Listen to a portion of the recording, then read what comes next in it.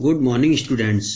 आज के इस वीडियो लेसन में हम पार्ट्स ऑफ स्पीच के बारे में चर्चा करेंगे।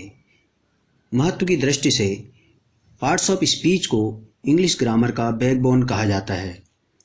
इसको हिंदी में शब्द भेद कहते हैं। यह सभी क्लासों की ग्रामर में विशेष रूप से महत्वपूर्ण है। पार्ट्स ऑफ स्पीच को हम 8 भागों में डिवाइड करते हैं।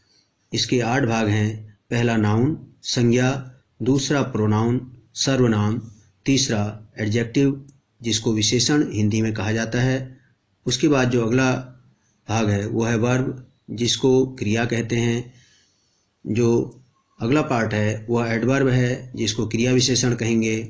फिर प्रीपोजिशन, प्रीपोजिशन का मतलब है संबंध सूचक अव्यय। फिर कंजक्शन, कंजक्शन मतलब जोड़ने वाला संयोजक। उसके बाद इंटरजेक्शन विस्मयादिबोधक जिसको हिंदी में कहा जाता है। आइए एक डेफिनेशन के माध्यम से हम पार्ट्स ऑफ स्पीच को और बेहतर ढंग से समझने का प्रयास करते हैं। देखिए, a name given to a word based on its job is called parts of speech.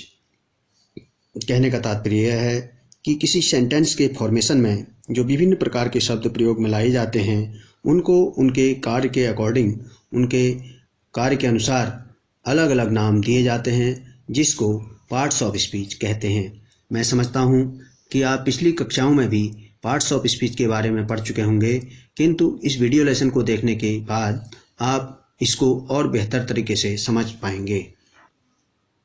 आइए पार्ट्स ऑफ स्पीच के पहले भाग नाउन को देखिए। नाउन का दूसरा नाम नेमिंग वर्ड्स भी है। यह किसी भी चीज़ को नाम दिए जाने के काम में लाया जाता है, यानी किसी व्यक्ति का नाम, वस्तु का नाम, प्लेस का नाम, किसी भी चीज़ का नाम या हमारे अंदर उठने वाले विचारों का नाम। जो भी नाम किसी चीज़ की पहचान के लिए दिए जाते हैं वो नाउन कहलाते हैं। आइए इसकी डेफिनेशन को देखते हैं। A noun is a word used as the name of a person, place और थिंग। बिल्कुल कॉमन सी डेफिनेशन है और अलग अलग बुक्स में इसकी अलग अलग डेफिनेशन हो सकती है, किंतु उनका भाव एक सा ही रहता है। तो noun is a word used as the name of a person, place और थिंग इज कॉल्ड नाउन। तो किसी भी पर्सन का नाम, प्लेस का नाम, आइडियाज का नाम और या हमारे मन में उठने वाले भावों का नाम, कोई भी हमारे मन के अंदर जो भाव उठते हैं उसका नाम, एब्स्ट्रैक्ट्स वगैरह का नाम, तो ये नाउन कहलाता है। जैसे एग्जाम्पल देखिए, आई हैव अ बुक, मेरे पास किताब है। तो मेरे पास जो चीज़ है उसको नाम, जिसको हम पढ़ने के काम में लाते हैं उसको नाम देते हैं बुक। तो बुक किसी वस्तु का नाम है। Ravi is a good boy, जो गुड बॉय है उसका नाम है रवि। उस व्यक्ति को हमने रवि नाम दिया।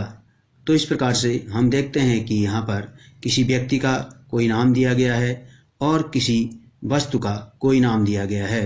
इसी प्रकार से रिवर, हिमालयाज, गंगा या जो भी किसी चीज़ का नाम दिया जाता है, टेबल, फैन, ईटीसी, ये सब नाउन है। इसके अलग अलग पार्ट्स के बारे में हम अगले वीडियो लेसन में चर्चा करेंगे। पार्ट्स ऑफ स्पीच का जो दूसरा पार्ट है वह है प्रोनाउन। प्रोनाउन जिसका दूसरा नाम सबस्टिट्यूटिंग वर्ड भी है। सबस्टिट्यूटिंग अर्थात यदि हम किसी एक वस्तु के स्थान पर किसी दूसरी वस्तु को रख देते हैं तो वह पहले जैसी वस्तु का कार्य करने लग जाता है, उसको पहली वस्तु का सबस्टिट्यूट कहते हैं। सबस्टिट्यूट का हिंदी में अर्थ है स्थान पर रखना, यानी किसी चीज़ के विकल्प के रूप में दूसरी चीज़ का प्रयोग करना। देखिए इसकी डेफिनेशन देखते हैं। A pronoun is a word which is used in place of a noun. In place of means के स्थान पर।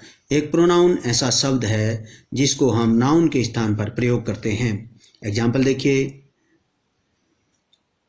Sonu did not came as he was sleeping, कि सोनू नहीं आया बिकॉज वह सो रहा था। एज मीन्स बिकॉज, एज का मतलब बिकॉज भी होता है। देखिए, तो सोनू नहीं आया क्योंकि वह सो रहा था। जो नहीं आने वाला था व्यक्ति, उसका नाम था सोनू, तो हमने व्यक्ति को पहचान के लिए सोनू नाम दिया। नेक्स्ट एग्जाम्पल पर विचार कीजिए। The books are where Anu put them, किताबें वहीं थी जहां अनु ने इसको रखा। तो जहां, स्थान का नाम नहीं बताया गया है बल्कि बताया गया है कि जहां पर उसको रखा गया था, जहां पर।